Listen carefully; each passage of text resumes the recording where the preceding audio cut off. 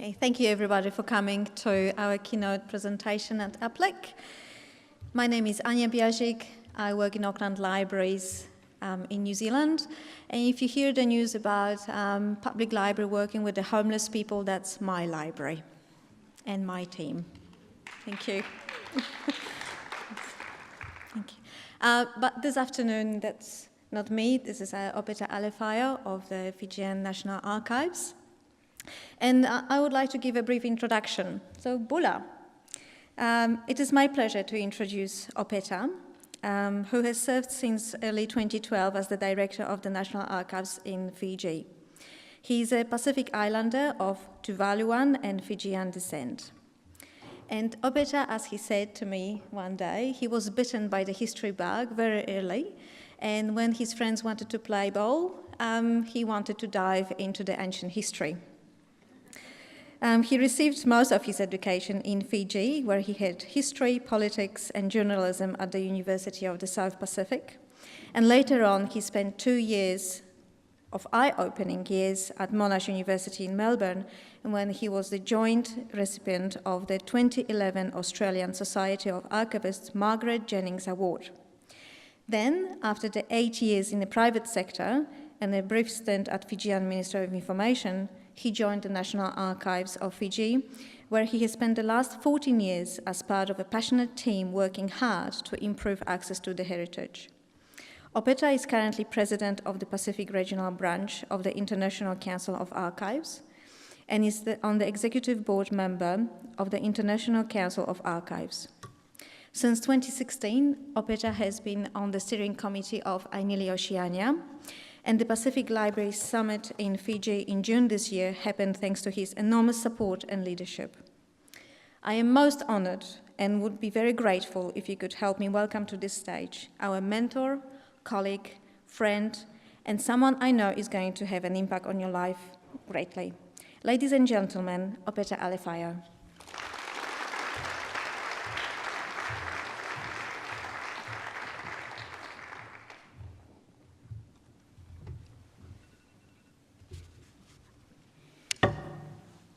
Pardon me. Talofa from my father's people on the Isles of Nukufetau and Vaitupu in the Tuvalu group of islands. Bula from my mother's people of the Rewa Delta and the Cakaudrove. And Gadai from your friends at the National Archives of Fiji. What will follow here, let me start again. Archives are about the community. Archives are not about, and they're often mistaken for, the building that holds the collection. Archives are not about the archivists who work in the building. An archive finds its fullest expression when the owners of the archive, the public, when they engage with their documentary heritage. What will follow now is an account of how the National Archives of Fiji, in trying to meet the public with their inheritance, how we've used a non-traditional approach to address long-term problems that stifle, suffocate, even strangle archives and Pacific Island memory. So to set the scene, some history from a history buff. The National Archives of Fiji was established as the Central Archive of Fiji and the Western Pacific High Commission in 1954, because a number of territories were administered from Fiji. We became the National Archives of Fiji in 1970, when our nation gained its independence. What is not known is that we are both the National Archive and the National Library. because in 1956 we became the legal deposit library for the colony of Fiji. And we administer both the Public Records Act and the Libraries Act of the laws of Fiji. So, on to the challenges, and you might recognize some of these.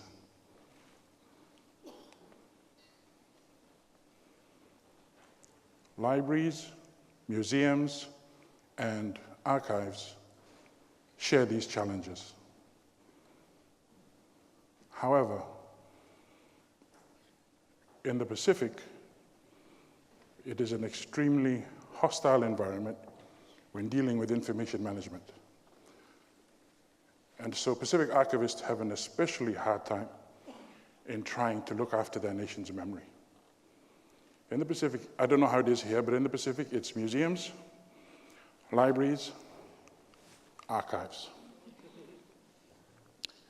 Because we are caught in a kind of, I forget what the term is, but our original knowledge systems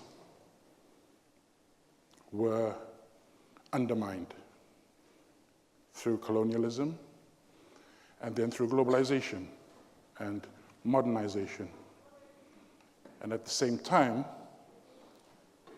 that is our natural tendency, oral tradition. We have a harder time, or it's work for us, to consider documents. This is not a problem unique to us. This is an affliction that is found throughout the world in former colonies whose indigenous populations have predominantly oral traditions.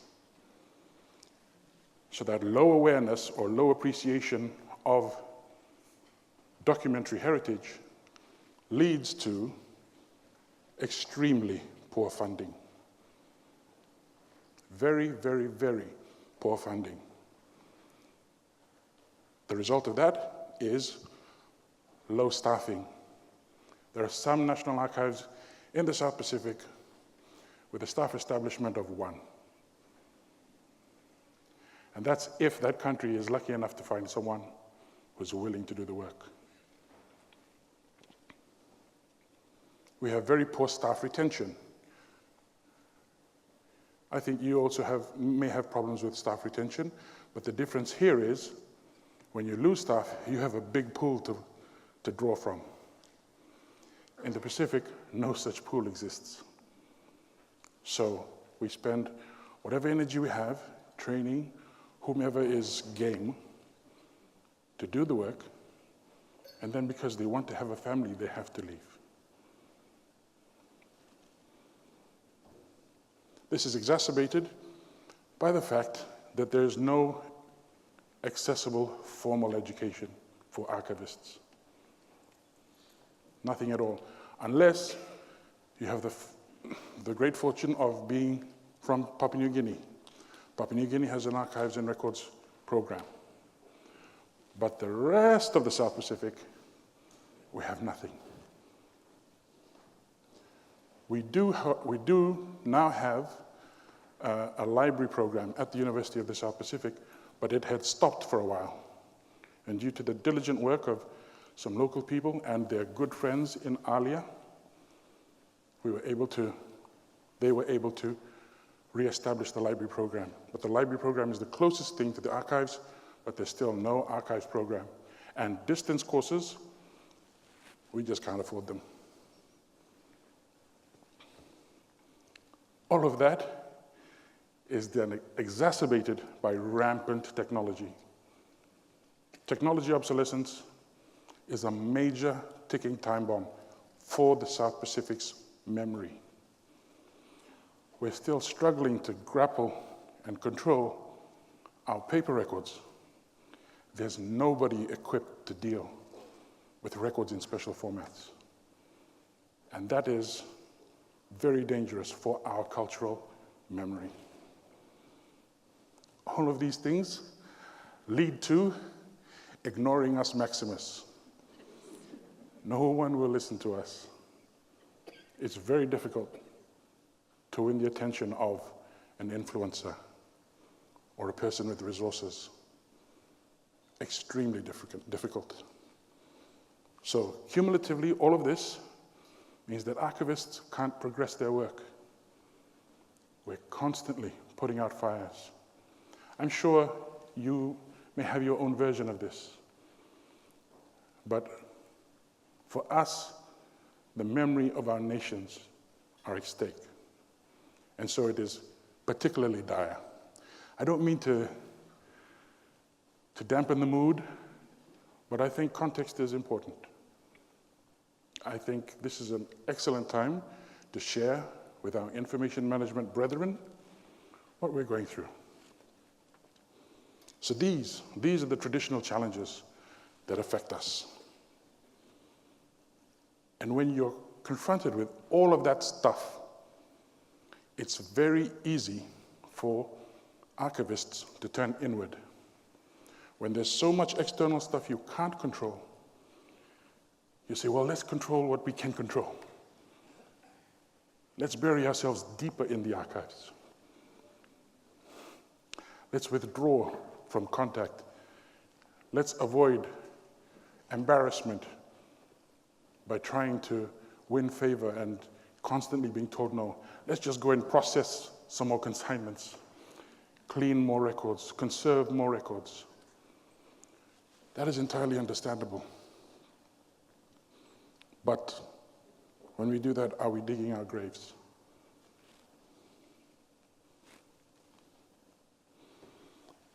This is not in any way to disparage the great work of our forebears. In the National Archives of Fiji, we have the type of problems that we have.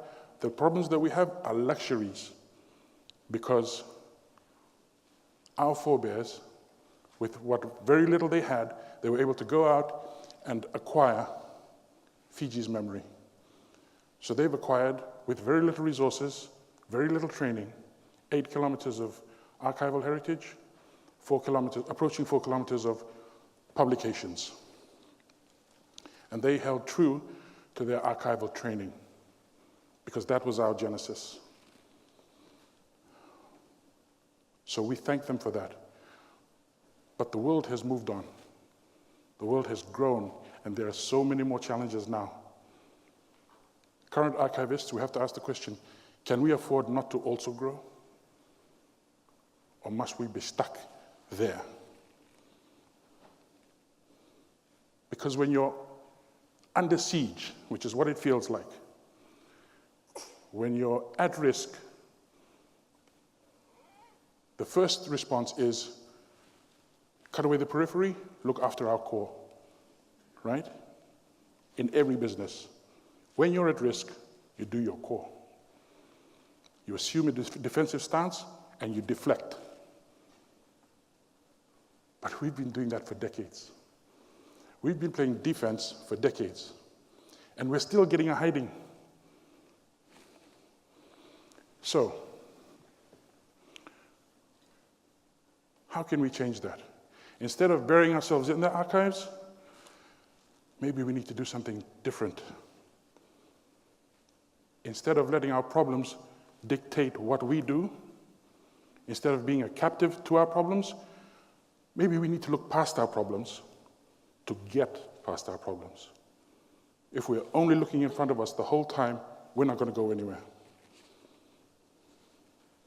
So we need to move from being a traditional reactive archive or a reactive practice to a practice that does not wait for users to come in the door.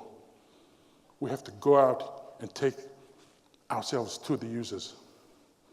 When we put that on the table, the response from archivists was, no, but if we do that, then we're not archivists. We must keep the faith. You know? And like, boy, okay, bro, yeah, I get it. You know, I respect our forebears too. You and me, we come from the same place. We come from the same place. We have the same roots. But today's environment is not the same. No, but we're archivists. It's not for us to pretend to be historians. We're not supposed to interpret the record. We're supposed to be impartial. We just collect it, describe it, clean it, make it accessible. Okay, bro. No, we're not, we don't have training as exhibitors, or we're not curators. Okay, bro. You're right. We don't have training in all those areas, but that's not the question. The question is there a public need? Never mind our credentials. Credentials don't matter. We are public servants. What does the public need? All this time we're playing defense. And it's not like we're defending a lead, We're getting a hiding. We're playing defense and still getting smacked. Maybe it's time to play offense. See the scoreboard? The scoreboard tells us how we're doing. The scoreboard is saying, Archives is getting a hiding. Maybe we need to put some points on the scoreboard.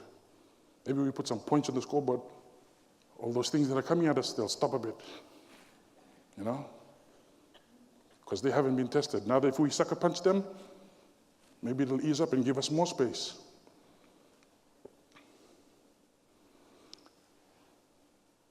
We cannot look past these facts. Less than 1% of Fijians use their archives. Most of the public do not know we exist. Those who know we exist don't trust us. They think we're the big bag nasty. I walk on the street and I have people coming up to me and they say, "Hey, what are you guys hiding in there?" Huh? What do you mean? This is, people I don't know, people I do know. What are you guys hiding in there? What do you mean? What, did you come to us and need something and we didn't give it? Nope. Oh, so you come to us regularly? Nope. Have you come to us at all? No. But I know you again hiding something. Okay, bro. That's the perception. That's the status quo. And that's not good enough. So, something's got to change. Maybe that something is us. Oh, okay. So we get it. We don't have all the training, but we also have no money. I said, yeah, I know, bro. So, somehow, some way, we save every little penny we can. We gather a little bit of a kitty. And they were like, yeah, okay, we're ready. We're going to take the archives to some gang. And then it dawns on us, no. If we try and do that, we'll get laughed at. Because nobody even knows we exist. If we try to be superstar by ourselves, it won't go anywhere. So we have to partner with someone. We have to find an existing event and then deliver unique value to that event. Okay, so we partnered with our sister department, the Department of Library Services of Fiji. Their responsibility is the school libraries and municipal libraries. We partnered with them. We partnered with the Commissioner Central. We partnered with the Divisional Education Office, so that when World Book Day 2012 happened, it was a huge success. And a part of that was because archives were there for the first time, delivering unique value. So this event was unplanned, so it was not really budgeted for. We went from this being, it had such an impact that one year it's not funded, the next year it had a budget line of 20,000. And we were, what? Because we applied for 20,000, yeah, but we hoped we'd get 10 and thought we'd get 5.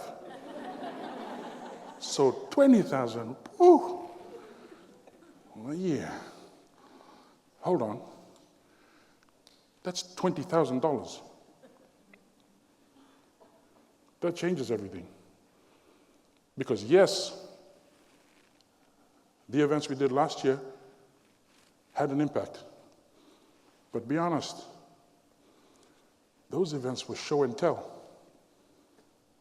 World Book Day, yay, bring some unique history, cool.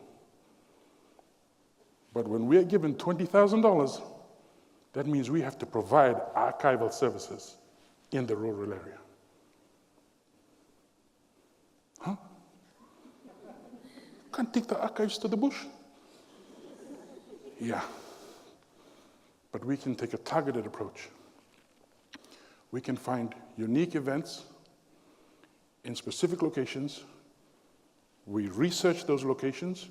We make copies of all the archival records pertinent to that place, copies of all the publications pertinent to that place, copies of all the photographs pertinent to that place, copies of all the footage from that place, and we take it to them. And then when we go there, we provide real archive services. Help people to do their genealogy, help people research land, help people research internal migration, how the tribes moved over time in Fiji. Research church history, administrative history, labor history. We can do that. They've given us 20,000, not 5,000. So by doing that, over time, delivering unique value, irreplaceable value, we've gone from strength to strength. Last financial year, 36 outreach events and a budget of $100,000. That's cool. But to be honest, that graph is for the economists. It's for the people at finance. It's for the planning office. That's not why we do what we do.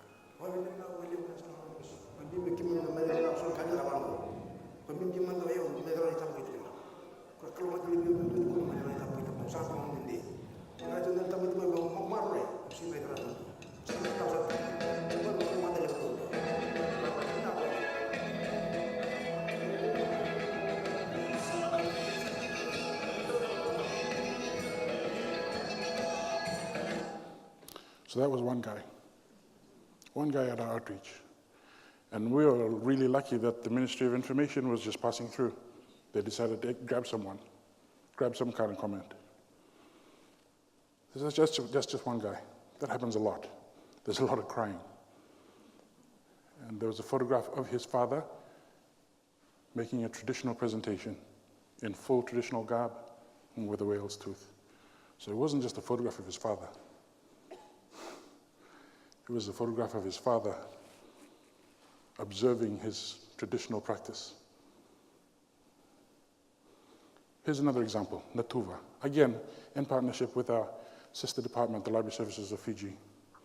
Travel a couple of hours by road, about an hour off-road, then an hour upstream. Then when they get to the point that they need to get, then they have to take everything and carry it uphill. But when they get uphill, the community embraces them. Why? Because access to their heritage. Never had it before. Embraced them thoroughly, and then went overboard. Our team were a bit nervous because they were being accorded the sort of attention that's accorded to chiefs. And when you're a commoner like most of us, it's not comfortable. But the second day, having built a rapport, they asked them what was the reason for such an overflowing of thanks. And they said, one, you brought our heritage to us. And second, you're the biggest government party to visit us since our school was built in the 1970s. Yeah. Here's another example. Rotuma is a Polynesian island in the Fiji group. It is the northernmost island. You have to travel 2 to 3 days by boat just to get there. When we found out there was a government roadshow to them, we did what we do. All those materials, we took it to them. And they look like that because for the first time, they're seeing their land records. They have a deed of cession. They ceded themselves to the crown. So they have a very special document commemorating that. They don't know it. We made posters of those documents so that they can put them up in their homes, put them up in their schools. In fact, when we went there was a bit of a kerfuffle because there was a queue at the archives tent. But the event had not yet been launched. And that queue was staring daggers at the officials, telling them, hurry up, we want to go here, launch this event. This is another example, the 150th commemoration of Pacific indentured labor, the arrival of Pacific indentured labor in Fiji. I think you have a similar thing here, South Sea Island laborers. When we found out that they were commemorating on 2014, we acted. We had to participate because it's the only time where we get so many of them together in one place. And the result, without the presence of the National Archives, most of the descendants will still rely on the verbal history relayed to them through stories. They are now confident that what they know is something that was recorded during that time, then and there, and are reliable information. Many of them were so moved they had tears in their eyes when they returned from your tent. That's them. That's the tent. They are an amalgam. They were drawn from different parts of the Pacific, but in order to survive, they came together as one. But that survival tactic cost them parts of their identity, so that over generations, they started to doubt who they were. So providing documentary evidence of who they were was a priceless thing for them. So we know our outreach and services is real. How can we make it bigger? How can we make sure as many people as possible show up so that as many people as possible have access when there's a government roadshow? We thought, okay, let's announce it on Facebook. So when we found out the government was going to have a roadshow to Namosi, we put together some photographs from Namosi, and then we put it on Facebook. Tell your kin and colleagues, NAF is coming to the Namosi Roadshow. We're bringing all these things. And then we don't expect them to have Facebook up in the hinterlands, but we expect their family to relay the message. That was all we hoped for. What we didn't know would happen was that 3,300 likes. What? 3,300 likes. The community was embracing its heritage. But more, much more, this happened. The only information we had on this photo is in black at the top. Filling of registration forms in Amosi, 1962. The community claimed ownership and started to write their history. According to Nawe Roni Levu of Dambati, left-facing camera is Tuimbau Levu. They started naming people in the photographs. That's information we don't have. So Fijians are writing, claiming their history through Facebook, and it was a huge fluke.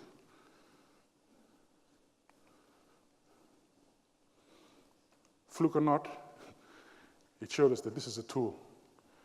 This is a vehicle to help us get heritage out to the public.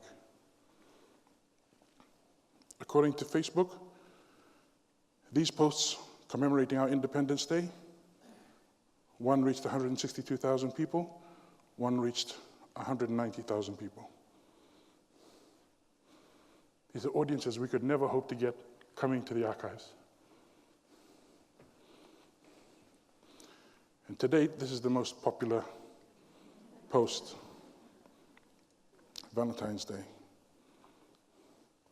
So it kept demonstrating to us that this is not a perfect channel, and we don't have a complete model, but this is something that we can use. When you have nothing, what can you use? So this is a vehicle for us to get heritage out into the hands of our public. But more than that, the flip side of having low awareness of what your role is that you get to say what your role is. So we were able to use heritage in order to inject it into current day topics, to make heritage relevant to today's population. So on the theme of Literacy Day, we put up this post which speaks to literacy and to special needs.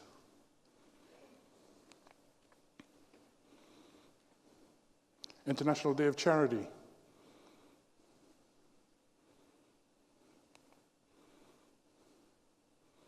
World Water Day. This is a photograph that speaks to more than just water. It also speaks to women, it speaks to development, it speaks to ingenuity. 5,000 likes, 270 shares.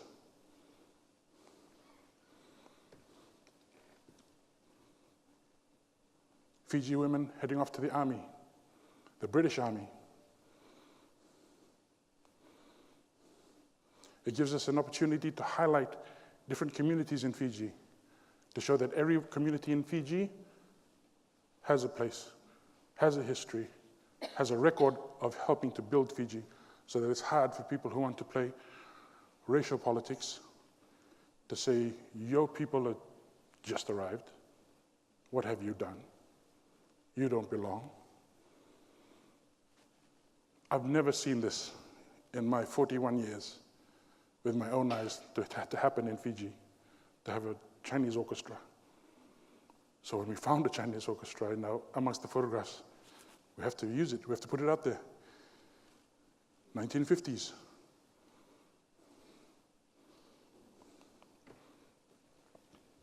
And some photos are just the value.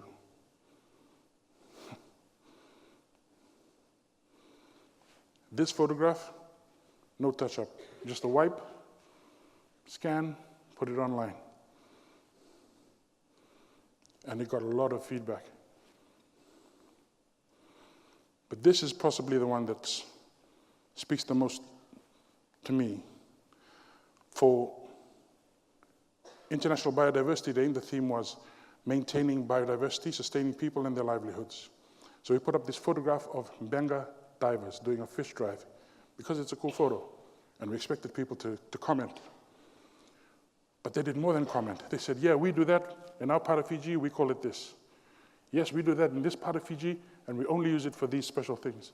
And then one guy who's from there breaks the whole thing down. He says what the catch is used for. He says who's involved. He names the clans. He spells out their roles. He talks about the protocols that are put in place before and after to maintain sustainability. And he claims in a very public way his history.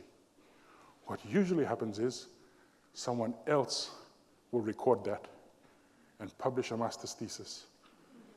And by doing so, that person becomes the expert, not the owners. So in another fluke, we found that this is possible. Fijians can claim their history. So we know, okay, our Facebook stuff gets attention, but in the wider scheme, the presence of National Archives on Facebook, do we add value to that, or are we hurting it?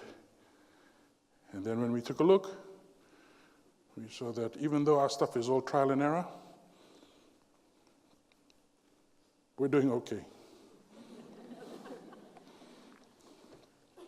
And it led us to connect with Fijian heritage abroad. It gave us the opportunity to bring back to Fijians unique things which had been lost. For example, this masi. Masi is the Fijian word for tapa cloth, bark cloth. These designs no longer appear in Fiji. They no longer appear in Fiji, and when we put this online, people thought we were lying. They said, no, that's not Fijian at all. It must be from Solomons or Vanuatu. It doesn't look remotely Fijian. One lady threatened to go and ask her friend at the Australian Museum, and then we never heard back from her. Fijians don't like to, in a public way, talk about our history, because our history, when that subject comes up, inevitably, we start talking about the coups. So heritage is associated with coups. They say, no, that's in the past. No. There are many things in our past which we need to claim. We need to reclaim. So we're just an archive, but maybe that's something we can help with. Technology obsolescence. This is a time bomb in the South Pacific with respect to Pacific Island memory. Why? Because cultural practices are diminishing. When we stop practicing our culture, and if we haven't maintained the recorded version of that piece of culture, then we run the risk of losing that piece of culture entirely. So if there's a dance or a piece of art, when that thing stops being done and we don't look after the film or photographs of it, we can lose it totally. And this is something the Pacific is not prepared for. This is a problem everyone runs away from. And so it was for us. In 2006, when our parent ministry at the time moved office, they brought to us for temporary storage the nation's national audiovisual collection in that state,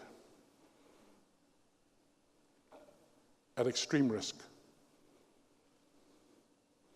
Not just the audiovisual collection, also the photographic collection. Luckily, we were able to get money to have it restored, digitized, and put into a media management system. Then from that media management system, it's been put into a back-in-time program, and then that back-in-time program is aired every Sunday after lunch so that Fijians can have their recorded heritage. 3 seasons in with 110 episodes, work has commenced on the 4th season. It's highlighting practices that are no longer practiced and practices that have totally fallen from memory, from living memory. So much so that when the Ministry of Indigenous Affairs saw the Back in Time program, they came to us to harvest specific things, to go back to the owners of that culture to try and revitalize. So all these things, the outreach, the social media, working to preserve heritage and then pushing it back out into the community, with each step, we are winning the trust of the community, winning the trust of decision makers. So that finally, we don't worry about being an influencer. People come to us. They want to partner with us. The Indigenous Ministry gave us the sacred tribal records of Fiji, what is known as the Volunikaambula. It is the registry which records who is a member of what tribe, and this has implications for land rights and fishing rights. These things are very hard to access, even if you're an Indigenous Fijian. So, for the Ministry of Indigenous Affairs to entrust it to a department which is headed by a non-Fijian shows a very high level of trust. And it's not something to be taken lightly. Cambridge Museum of Archaeology and Anthropology, and they found out about our public engagement and outreach and our social media work. They offered to support that work by giving us 3,000 of their historical photographs of Fiji. We didn't go to them. They came to us. And we're very thankful.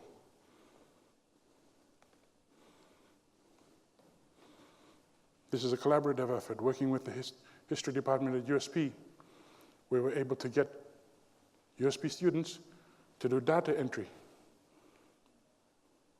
for archival records.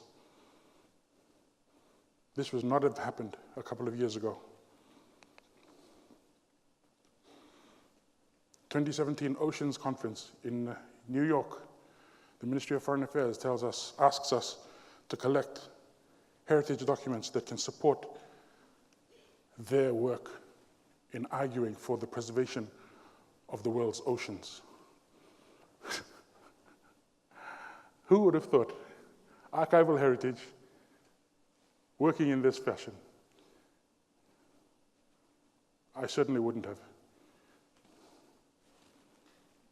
But there you go.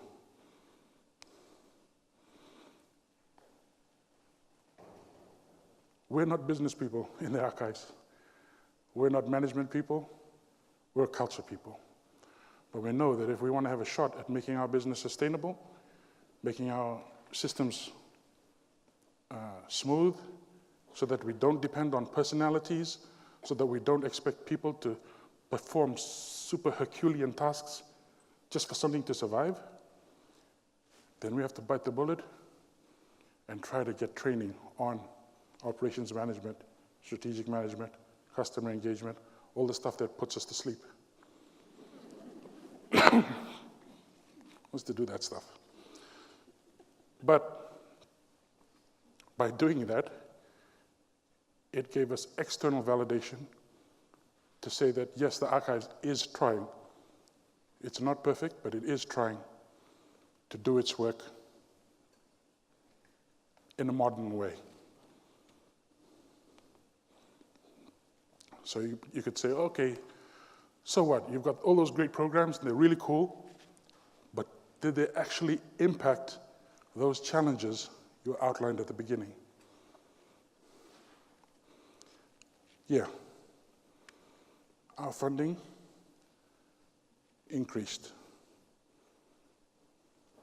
Our staffing increased, not 36, it's actually 37. We now have 37 funded, guaranteed posts from 19. we actually have a proper organizational structure now. Previously, 1, 2, 3 entire layers were absent from our organizational structure. We were forcing people out. You wanted to have a family, you had to leave. Now, everybody in the archives can get to and go past the directorship. There's a career path for everyone. And the result is increased motivation. Not necessarily increased production, but increased motivation. Our guys will help each other. Like, we'll really help each other. We have more influence now. And it's quiet influence. It's not going around bashing people over the heads that they haven't done, something in accordance with the Archives Act or the Libraries Act. It's the influence that, how can we help you? And then maybe down the line, if we need help, maybe it might be easier for you to listen to our plea for help.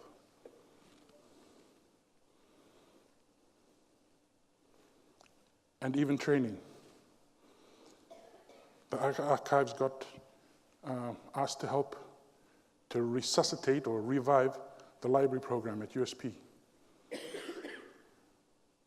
We were glad to help, and we're very grateful to Alia for helping make that happen.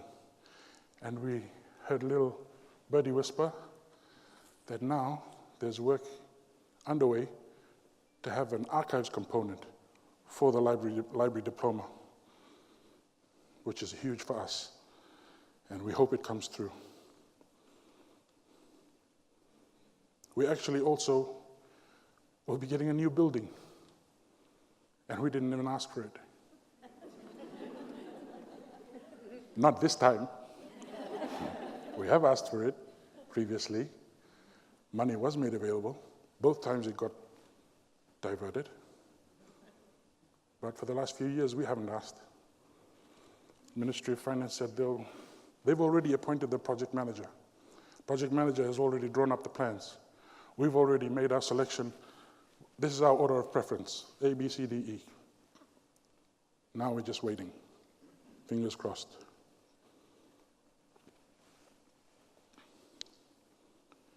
And we share whatever we know, however we have come to know it.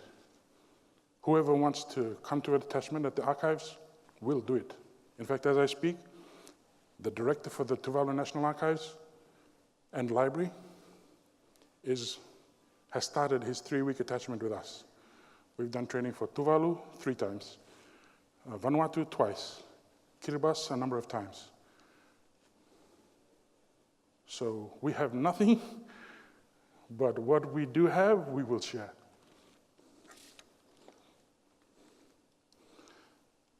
At the 2017 Oceanic Knowledges Conference in ANU, Manuel Chibao of the Chibao Cultural Center in New Caledonia shared something very profound to me, or to us. He said, "A too quiet man is a problem." I'm paraphrasing here. But the man that is silent, too silent, that is a problem. Why? Because he is keeping everything to himself. He is not sharing his thoughts. He is not being accountable to those around him. A too quiet man is a problem. And I realized when he was saying those things, he was describing archives. Because of our jobs, because most archives, including me, we're introverts. Our instinct is to go inside, dig deeper. We can't do that anymore. We have to step outside. We have to collaborate. We have to try and grow with the times. Now, over the last few minutes, we've seen some awesome photographs, some really beautiful photographs. But to me, this is my favorite photograph. The composition is not great, and the colors are garish. But this is my favorite photograph because archives are about the community. Archives are not about the building that houses the holdings, not about the archivists who work there. An archive finds its fullest expression when the owners of the archive explore their entitlements, their heritage. Sabayanaken lebu, Vinaksaraba lebu. Thank you.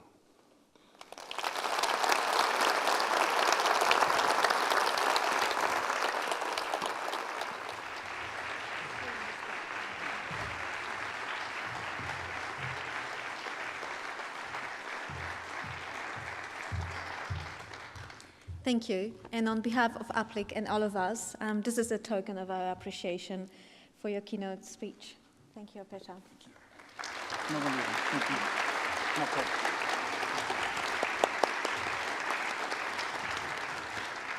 And if I may add, as part and participant and innovator of Anile Oceania, our cohort had a chance to visit National Archives of Fiji. And what Opeta was saying today about the passion of people who work there, they don't do it for profit, they do it really for their community, and that's really shown. Everybody who gave the presentation on the part or portfolio that they do, you could feel that powerful engagement and the understanding why they are doing it. Later on, after the Pacific Library Summit, I spent another few days in Fiji, went to Suva, and wanted to know the city a bit better. So I went to the squatters area. And then I learned a story how those people become homeless. It's because the records of the land did not exist. So there is a powerful story of why the record keeping, the archives, the museums, the galleries, the libraries, why this work is so important. So just standing here, I really would like to thank you for the work you are doing. Thank you.